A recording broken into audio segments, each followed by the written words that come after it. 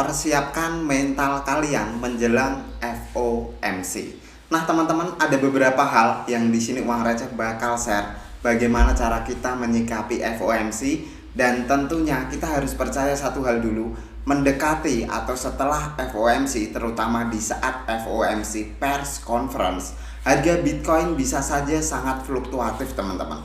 Tergantung bagaimana cara kita menyikapinya sebagai seorang trader ataukah sebagai seorang investor. Dan tentunya beberapa titik yang bisa kalian alert terlebih dahulu sebelum Bitcoin bakalan kesana. Buat kalian yang penasaran bagaimana Uang Receh itu ngupas untuk semuanya, simak penjelasan Uang Receh sampai akhir. Dan tentunya buat kalian yang belum subscribe channel Uang Receh, subscribe channel Uang Receh terlebih dahulu sebelum kalian lanjut untuk nonton videonya.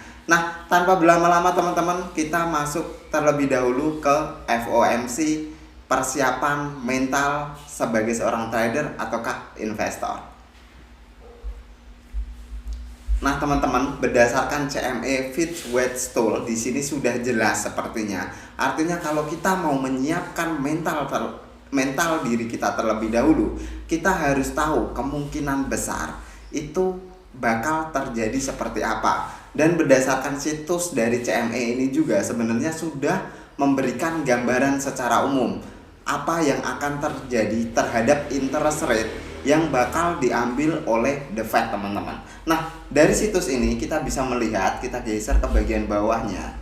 Di sini sudah nampak jelas banyak investor itu cukup yakin atau confident berada di angka 98,9%, meyakini bahwa untuk nanti malam pada saat pengumuman Fed interest rate itu berada di sekitaran 5,25 sampai 5,5%. Artinya bakal ada peningkatan interest rate sebesar 0,25 basis point.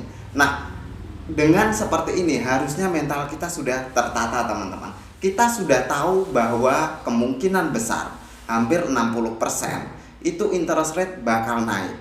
Dan apa korelasinya dengan Bitcoin? Setelah itu kita sudah mendapat sesuatu berita yang cukup pasti. Kita hubungkan korelasinya apa dengan Bitcoin. Nah, selain itu, persiapan apa saja yang perlu kita lakukan? Salah satunya adalah, kalau menurut Uang Receh yang paling penting adalah FOMC Press Conference. Kita sudah tahu interest rate itu bakal di angka berapa. Yang kita belum tahu atau kita masih menduga-duga, karena ini adalah sebuah pemikiran dari orang lain, yaitu Bapak dari The Fed, Jerome Powell, yaitu pada saat FOMC Press Conference. Seberapa pentingkah kalau menurut Uang Receh pribadi, Press Conference itu jauh lebih penting ketimbang pengumuman interest rate-nya. Karena kalau secara interest rate kita bisa mengira-ngira atau kita bisa cukup punya pandangan kira-kira di angka berapa. Tapi untuk FOMC Press Conference kita nggak pernah tahu apa yang bakal diucapkan oleh si Jerome Powell, karena ini berupa pikiran dari Jerome Powell. Tidak ada alat atau orang yang bisa menebak kemungkinan apa yang akan diucapkan oleh Jerome Powell. Jadi disinilah kita sebenarnya harus berhati-hati, teman-teman. Karena yang pertama, kita sudah mendapat alert atau kewaspadaan dari berapa interest rate yang akan kemungkinan besar akan naik. Tapi kalau di yang kedua ini kita nggak tahu apa yang kira-kira akan diucapkan oleh si Jerome Powell. Biasanya Jerome Powell itu menyampaikan pandangan ada dua hal, teman-teman, hawkish ataukah dovish. Di sini kita harus melihat secara keseluruhan, ada kemungkinan besar dia hawkish atau dovish. Itu yang harus kita ambil terlebih dahulu. Jika melihat data dari inflasi selama ini, mulai dari Januari, Februari, Maret, dan sampai bulan Juli, kita melihat perkembangan inflasi Amerika Serikat itu harusnya berada di jalur yang sangat tepat, teman-teman. Dari sekitar 8 mau menyentuh ke 9%, bulan terakhir kita melihat untuk data inflasi hanya berada di angka 3%. Artinya jalur inflasi Amerika Serikat itu sudah sangat membaik. Dan yang dilakukan oleh The Fed selama ini sejak Januari sampai Juli adalah sesuatu yang tepat kalau menurut Uang Receh pribadi. Artinya ada kemungkinan besar meskipun The Fed masih menaikkan suku bunga satu kali lagi, probabilitasnya sebenarnya itu sekitar 55% di tahun 2023 adalah kenaikan suku bunga terakhir. Kalau kita berantemkan antara angka inflasi yang ditargetkan oleh The Fed berada di sekitaran 2% dengan interest rate yang sekarang sudah menyentuh ke angka 5,25%, teman-teman. Nah, kemungkinan besar di FOMC press conference ini untuk The Fed ada kajian untuk menurunkan suku bunga. Kemungkinan besar, teman-teman. Ada kemungkinan lagi di tahun 2024 atau akhir tahun 2023 adalah sesi terakhir The Fed dalam menaikkan suku bunga. Dan untuk proyeksi ekonomi Amerika Serikat ke depannya, uang receh rasa cukup positif. Artinya semua hal jeripaya yang dilakukan oleh The Fed dalam menarik sebanyak-banyaknya uang masuk lagi ke kantong mereka, artinya semuanya dibatasi, suku bunga dinaikkan, dan apapun yang mereka lakukan mengenai kebijakan moneter itu berjalan dengan cukup baik. Nah, disinilah ada dua hal yang harus kita sudah kantongi, teman-teman. Yang pertama adalah interest rate-nya berapa. Soal press conference kita harus yakin, atau mungkin meskipun masih belum bisa ditebak apa yang diucapkan si Jerome Powell, tapi seenggak-enggaknya kita sudah mengantongi sedikit clue tentang apa yang bakal diucapkan oleh si Jerome Powell. Ada kemungkinan besar untuk proyeksi ekonominya bakal bagus kalau menurut Bang Receh seperti itu. Nah, setelah kita mengetahui dua hal itu, apa yang harus kita implementasikan ke chart Bitcoin agar kita bisa mengambil keuntungan semaksimal mungkin atau probabilitas terbaik yang bisa kita lakukan dari price action Bitcoin, teman-teman. Nah, kita akan masuk terlebih dahulu, kita akan bedah di time frame 1 hari. Nah, teman-teman, untuk time frame 1 hari sebenarnya penurunan dari Bitcoin, meskipun setiap kali kita mengalami candle kenaikan, kita langsung terreject secara cukup impulsif, teman-teman. Terutama after berita dari Ripple memenangkan kasus persidangan, kita mengalami kenaikan, tapi 1 hari setelahnya kita mengalami rejection yang cukup impulsif juga. Dan after itu, setiap kali kita mengalami sesi kenaikan, di hari yang sama kita mendapatkan tekanan dari seller yang cukup impulsif. Artinya memang ada sesuatu yang mereka sedang tunggu. Entah itu sentimen dari Bitcoin ETF, ataukah mereka menunggu FOMC statement atau FOMC press conference, teman-teman. Tapi di sini satu hal yang kita tahu, setiap kali Bitcoin naik itu ada sesuatu yang mencegahnya. Artinya tekanan seller lebih besar ketimbang daya beli dari buyers. Nah, satu hal itu yang perlu kita ketahui terlebih dahulu. Nah, lantas kemungkinan besar bakal seperti apa? Nah, ada probabilitas sebenarnya untuk Bitcoin pada saat ini itu memang tertekan terlebih dahulu, teman-teman. Dan potensi tertekannya kira-kira ke angka berapa? Titik support yang perlu kalian pantau dan menurut Uang Receh ini sangat penting untuk titik supportnya, yaitu berada di sekitaran level 28.500, teman-teman.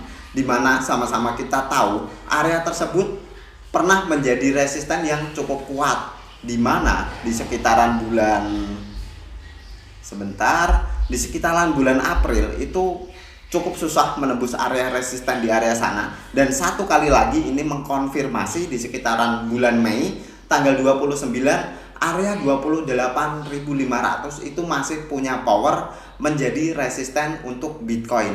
Artinya after break di sekitaran tanggal 20 Juni tahun 2023, area 28.500 itu bisa menjadi support yang cukup kuat juga, harusnya dalam mempertahankan price action atau pergerakan dari Bitcoin.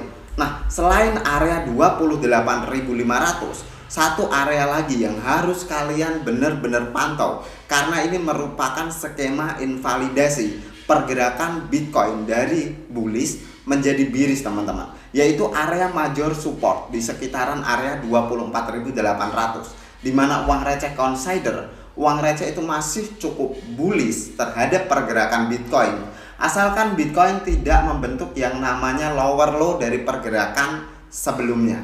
Artinya secara struktur kita sudah bergerak di dalam sebuah pola bullish, teman-teman, di mana hal ini mengindikasikan atau menunjukkan terbentuknya potensi lower high, higher high, lower high lagi, dan seterusnya terbentuk posisi higher high.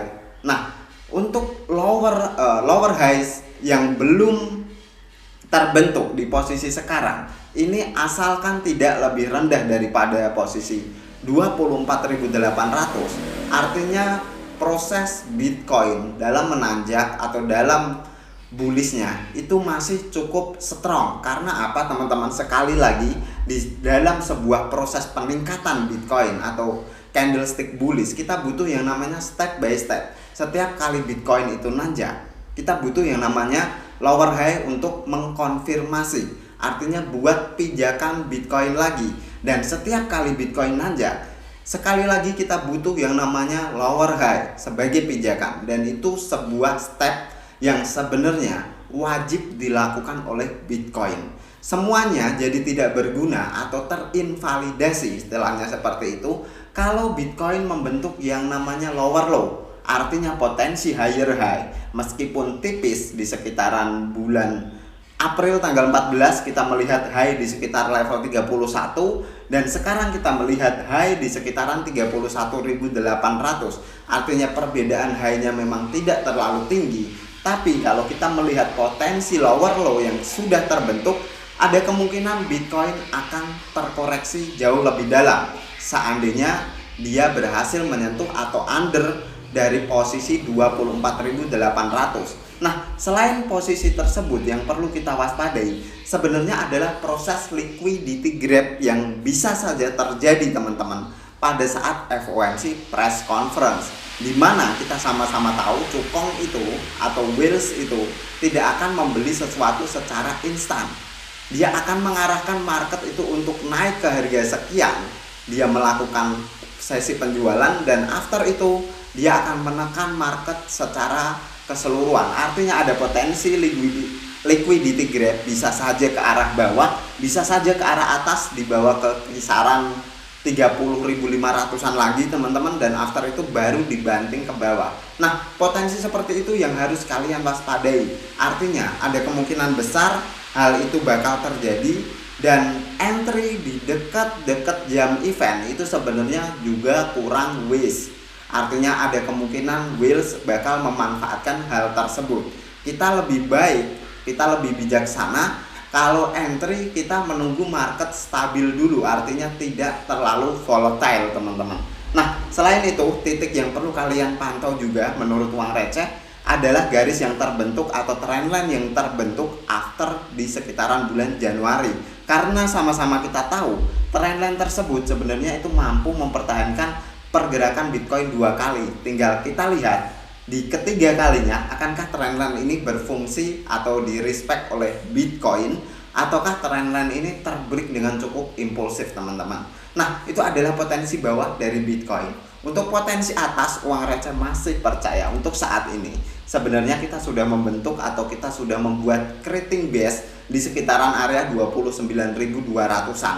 Artinya mungkin Bitcoin akan sedikit berpijak di sekitaran area sana. Untuk kemungkinan nanjak lagi, beberapa titik yang perlu kita pantau adalah level di sekitaran 29.500, karena kita sama-sama tahu after menjadi resisten di sekitaran tanggal 5 Mei area 29.500 menjadi support di sekitaran tanggal 25 Juli. Meskipun after itu di break ke bawah, ada potensialnya kita akan retest lagi terhadap area 29.500. Jika retest itu gagal, ada kemungkinan Bitcoin akan langsung terdeadline ke 28.500, dan jika retest tersebut clear breakout ke atas, potensialnya Bitcoin akan ngetes lagi teman-teman ke level 30.000. Bisa saja 30.300 sampai 30.500. Nah, itu adalah potensi atas untuk Bitcoin. Dan major resisten untuk bagian atasnya, kalau menurut uang receh masih consider di sekitaran area 32.000 berdasarkan pergerakan Bitcoin terdahulu teman-teman. Nah, kita akan coba cek di time frame yang lebih singkat, 4 hourly.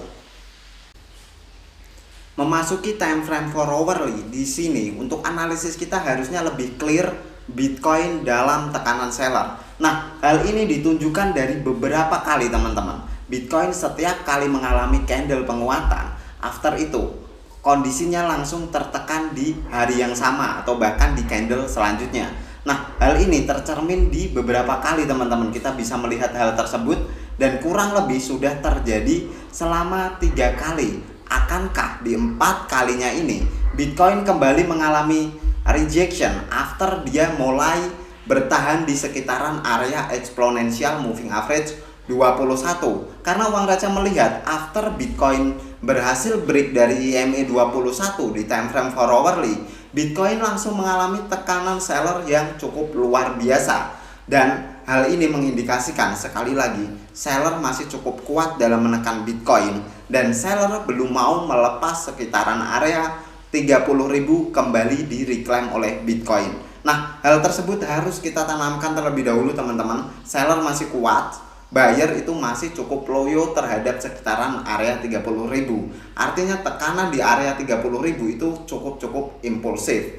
Nah, selain itu teman-teman, belajar dari pergerakan yang ada, kita bisa melihat bahwa sebenarnya potensi dari Bitcoin yang sekarang di time frame 4 hourly itu sedang sekali lagi untuk melakukan retest atau berusaha retest di sekitaran EMA 21. Meskipun sampai hari ini kita melihat pergerakan dari Bitcoin sebenarnya membuat yang namanya pola bear flag, istilahnya seperti itu, atau pola bearish lagi, dan after bear flag ini biasanya Bitcoin akan cenderung tertekan. Nah, tertekannya ke area mana? Tepat sekali di sekitaran 28.500 bisa kita pantau, karena itu menurut uang receh area yang cukup penting, terutama di time frame 4 hourly atau time frame harian. Nah, selain itu dari pergerakan yang ada sebenarnya kita bisa berasumsi untuk Bitcoin kembali bullish. Ada beberapa level yang cukup uang receh ragukan sendiri. Yang pertama adalah EMA 21.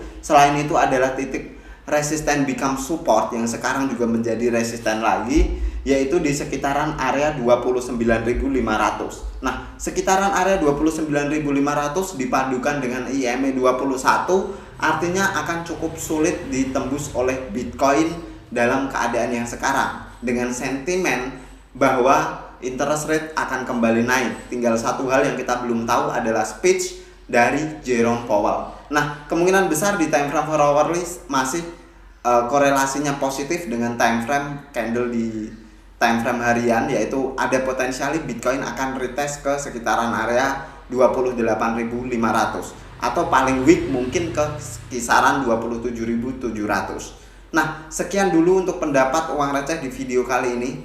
Buat kalian yang tertarik dengan video ini, bisa dibantu share dan infokan ke teman kalian. Ada beberapa hal yang menurut uang receh bisa terjadi atau volatilenya akan cukup meningkat mendekati atau menjelang dari FOMC press conference. Thank you for watching till the end. See you on the next video.